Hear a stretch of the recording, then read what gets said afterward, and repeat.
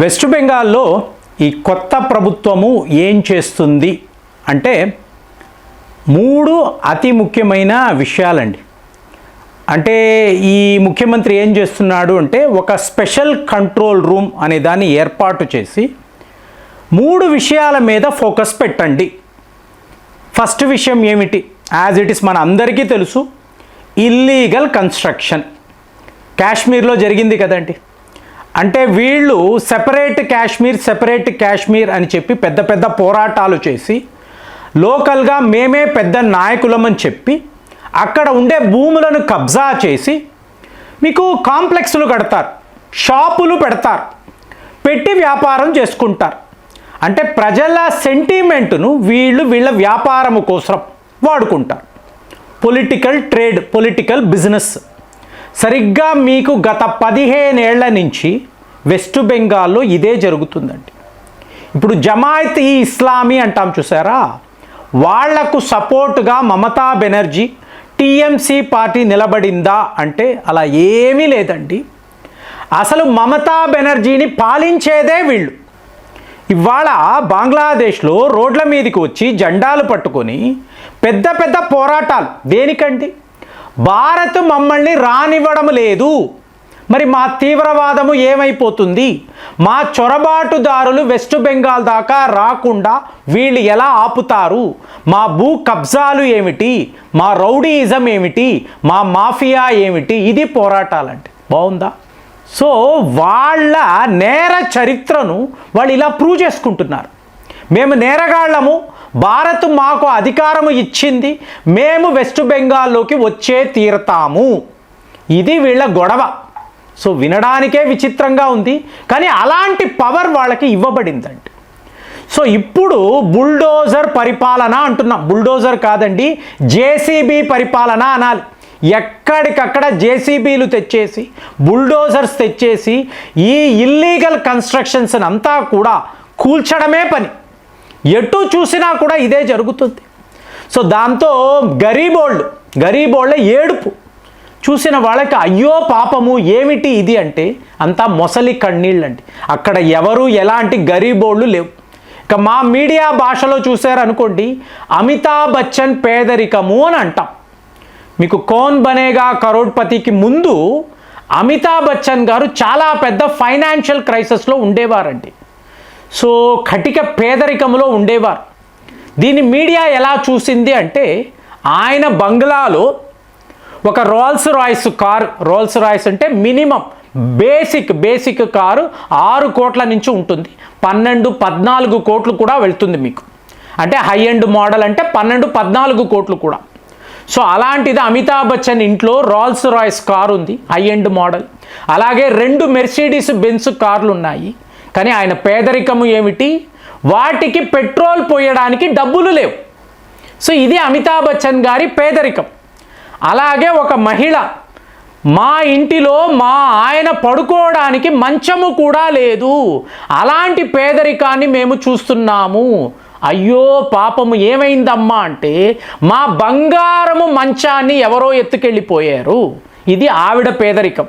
బాగుందా? ఇవాళ దాన్ని ప్రభుత్వ అధికారులు తీసుకెళ్ళిపోతున్నారు. సో మీకు ఎమ్మెల్యేలు, మంత్రులు, కార్పొరేట్స్, ఐపీఎస్ అధికారులు వీళ్ళందరూ కూడా ఇలాగ అవినీతిలో మునిగిపోయి వీళ్లకు ఇల్లీగల్ కన్స్ట్రక్షన్స్ ఎక్కడికక్కడండి. ఇప్పుడు ఇంకా చెప్పాలంటే భూమి కొనుక్కొని ఇల్లు కట్టుకోవడం ఏమిటి? వెళ్ళి వాళ్ళని బెదిరించండి, తరిమేయండి, ఆ ఇల్లును కబ్జా చేసుకోండి, ఈ టైప్లో ఉండేదండి. కాబట్టి టోటల్గా బుల్డోజర్స్, జేసీపీలు ఎక్కడ పడితే అక్కడ ఇవాళ వెస్ట్ బెంగాల్, ఇది ఒక్క కల్కట్టా అనుకుంటే పొరపాటండి, మీకు సిలిగురి అనండి, అలాగే ఆసాన్సోల్ అనండి, ఇక్కడంతా కూడా ఇదే పరిస్థితి. సో వీళ్ళు విడిచిపెట్టేటట్టు కనిపించడం లేదు. కాబట్టి జమాత్ ఈ ఇస్లామీ అంత గొడవలు చేస్తున్నారు, కానీ వీళ్ళు ఏవి వినే మూడ్లో లేరు. ఇక రెండవ విషయం చూశారు అనుకోండి, వెస్ట్ బెంగాల్లో కొన్ని వందల ఆలయాలను వీళ్ళు మూసేసారండి. కొన్ని ప్రాంతాలకు వెళ్ళారు అనుకోండి, మంచి దుర్గాదేవి ఆలయం ఉంటుంది, మీకు తాళాలు వేసి ఉంటుంది. ఏంటండి ఎందుకు మూసేశారని అడిగారు అనుకోండి, చుట్టూర్తా మీకు రోహింగ్యాస్ ఉన్నారండి, వాళ్ళ కాలనీస్ ఉన్నాయి, వాళ్ళు బాధపడతారు కదా, అయ్యో మా ఏరియాలో ఇలాగా హిందూ దేవాలయం ఏమిటి, ఉండకూడదు కదా, కాబట్టి మూసేశారు, కొన్ని దగ్గర కూల్చేశారు అంటే ఇవాళ టోటల్గా వీళ్ళు తెరిచేస్తున్నారంట. తెరవడము కాదు, అక్కడ ఉండే రోహింగ్యాస్ ముందు డాక్యుమెంట్స్ చూపించు లేదా పారిపో, రాత్రికి రాత్రి పారిపోతున్నారంట. 10 రోజుల్లో కొన్ని లక్షల మంది మళ్ళీ బంగ్లాదేశ్ వైపు పారిపోతున్నారు. అంత క్లియర్ అయిపోతుందండి, ఆలయాలంతా తెరిచేస్తున్నారు. సో ఇదే నిజమైన స్వతంత్రము. ఎక్కడో మయన్మార్, ఎక్కడో బంగ్లాదేశ్, అక్కడ నుంచి వీళ్ళు వెస్ట్ బెంగాల్లోకి వస్తారు, కాలనీలను ఏర్పాటు చేసుకుంటారు, ఈ హిందువుల భూములంతా మాది అంటారు, ఆలయాలను మూసేస్తారు, ఫైనల్గా ఇది మా భూమి, వెస్ట్ బెంగాల్ మాది అంటారు. ఇదే కదండి ప్లాన్. సో మహమ్మద్ యూనస్ గారు ప్రెసిడెంట్, మమతా బెనర్జీ గారు కొత్త దేశానికి ప్రధానమంత్రి, ఇదే వీళ్ళ ప్లాను. మాదే రాజ్యము అవుతుందా? ఆయన చూస్తూ ఊరుకుంటాడా? మొత్తము క్లియర్ చేసేసాడు. ఇక 3rd లెవెల్లో వెళ్ళారు అనుకోండి, ఒక హిట్ లిస్ట్ అండి. ఈ హిట్ లిస్ట్ ఎవరిది అంటే నేరగాళ్ళు. మామూలుగా మనము నేరగాళ్ళు అంటాం. ఇక్కడ నేరగాళ్లను మీరు చూసారు అనుకోండి. ఫస్ట్ ఈ బార్డర్ మాఫియా. ఇప్పుడు అందరూ ఏం మాట్లాడుతున్నారు?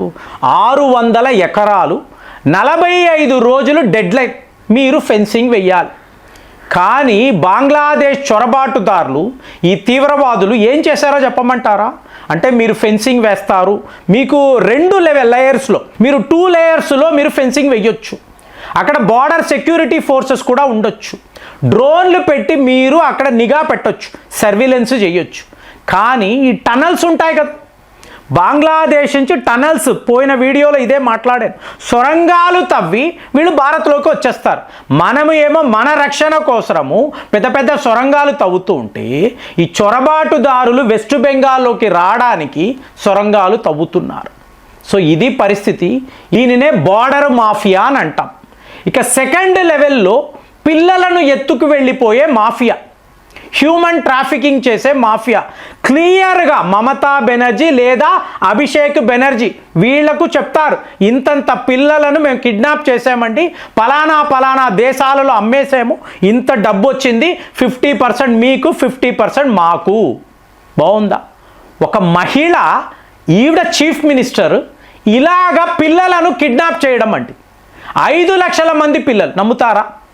సో మీకు హ్యూమన్ ట్రాఫికింగ్. తరువాత మాదక ద్రవ్యం. చూడండి, మీకు నేర ప్రవృత్తి ఉంటే అంటే మీరు క్రిమినల్ గవర్నమెంట్ రన్ చేస్తారండి, క్రిమినల్ గవర్నమెంట్. ఇక్కడ మాదక ద్రవ్యాలు, అది ఒక మాఫియా. 4వది ఆయుధాల మాఫియా. అంటే నీ పరిపాలన ఉండాలి అంటే నేను చెప్తున్నాను ఇలాగే నువ్వు ఉండాలి. సో ఇది ఒక హోంమంత్రి వల్ల మాత్రమే జరుగుతుందండి. కాబట్టే హోమ్ మినిస్ట్రీ తన చేతిలో పెట్టుకుంది ఈవిడ. హోమ్ మినిస్టర్ నేరగాడు అనుకోండి, ఏమైనా చేయొచ్చు కదా, మీ రాష్ట్రంలో మీరు ఏమైనా చేయొచ్చు. అదే ఈవిడ చేశారు. ఇక 5th లెవెల్లో చూశారనుకోండి, సుపారీ మాఫియా, డబ్బులు తీసుకొని హత్యలు చేసేవాళ్ళు. అదే అంటున్నా, టోటల్గా నేరగాళ్ళండి. సో ప్రభుత్వము, మంత్రులు, ఎమ్మెల్యేలు, కార్పొరేటర్స్, ఐపీఎస్ ఆఫీసర్స్ వీళ్ళందరూ కూడా కలిసికట్టుగా ఒక దొంగల ముఠాను ఏర్పాటు చేసుకొని మీకు బంగ్లాదేశ్, పాకిస్తాన్, మీకు ఐఎస్ఐ, సిఐఏ వాళ్ళు చెప్పినట్టుగా నడుచుకునే ఒక ప్రభుత్వాన్ని 15 ఏళ్లుగా వీళ్ళు రన్ చేశారు. మొత్తము క్లీనింగ్ అయిపోతుందండి. గంగా నదిని శుద్ధి చేస్తున్నారు, పూర్తిగా శుద్ధి చేస్తున్నారు. ఇందులో ముఖ్యంగా ఉన్న వాళ్ళు ఐపీఎస్ ఆఫీసర్సేనండి. సో ఏమీ చెయ్యలేని పరిస్థితి. హోంమంత్రియే ఒక నేర చరిత్ర కలిగిన వ్యక్తి అన్నప్పుడు వీళ్ళందరూ కూడా ఆవిడ వద్దే వర్క్ చేశారు కదా. మరి ఇవాళ ఈ క్లీనింగ్ని, వెస్ట్ బెంగాల్ క్లీనింగ్, దీన్ని మీరు ఎలా చూస్తున్నారు? కామెంట్స్లో రాయండి. మళ్ళీ వచ్చే వీడియోలో కలుద్దాం. జై హింద్.